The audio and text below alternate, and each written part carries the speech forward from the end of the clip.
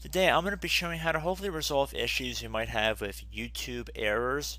Specifically, if you get the common video or rendering error that says an error occurred, please try again later. So there could be a variety of issues causing this. However, I did want to make a brief tutorial showing how to hopefully resolve this issue for you guys. Now, typically, this stems a little bit deeper than just a YouTube issue. It's more or less a potential DNS issue as well. And in this tutorial, I'll be showing you guys how to change your DNS settings to reroute to the Google servers. So it definitely is safe, it's legitimate, and it's completely hosted by Google, so it's a very safe. And you might actually even notice a speed increase when switching over to Google for your DNS servers. Now there's no charge or anything, it's completely free. I've already made tutorials about this in the past and some of you guys might be familiar with this. I know there are some anti-malware applications that will actually change your DNS settings to make your browsing a little bit more secure. When you're switching over to Google, there's definitely a chance that you will notice a slight increase in your internet speed. But getting back on track here, we're going to head over to the Start menu and we're going to type in Network and Sharing Center. On Windows 10 devices, it should be listed directly above Control Panel. On Windows 8 and older versions, it should just say Network and Sharing Center when you type it into the search menu. So we're just going to open that up here.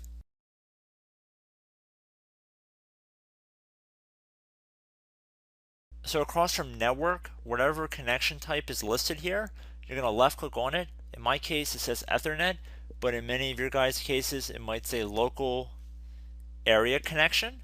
So just keep that in mind. So I'm just going to left click on that.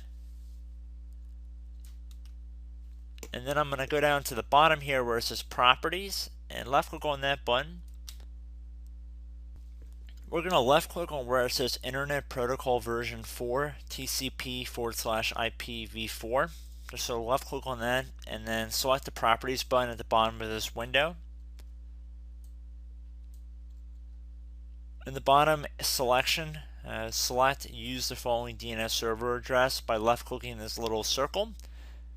So and then underneath Preferred DNS server, type 8 and then using your mouse click into the next section and then type 8 again, then 8 again, and then 8 again. The alternate DNS server, select 8 and then put 8 again, and then 4 and then another 4.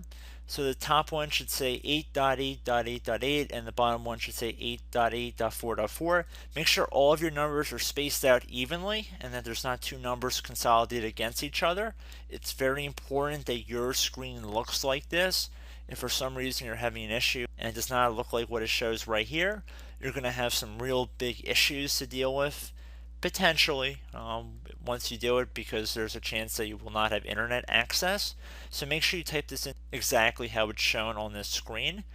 And in the worst case scenario, I guess you could honestly just select Obtain DNS Server just automatically if you have an issue with this. But generally, if I find that this actually will fix most issues related to these kind of error alerts. And then once you're done doing that, you can check mark this little box that says validate settings upon exit just to be safe. So we're actually going to do that and then we're going to select OK. And then we're going to close out of here.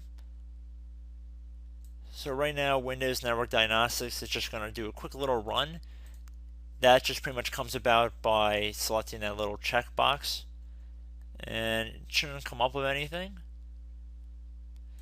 And if we try to open up our web browser,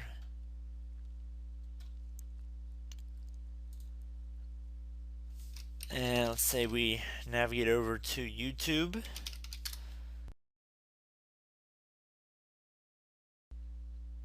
So if we just check out the video on my home page and I start playing it, we see that it does start loading and you guys should not have any problems from here. So I hope this brief tutorial helped you guys out and I will catch you in the next video. Goodbye.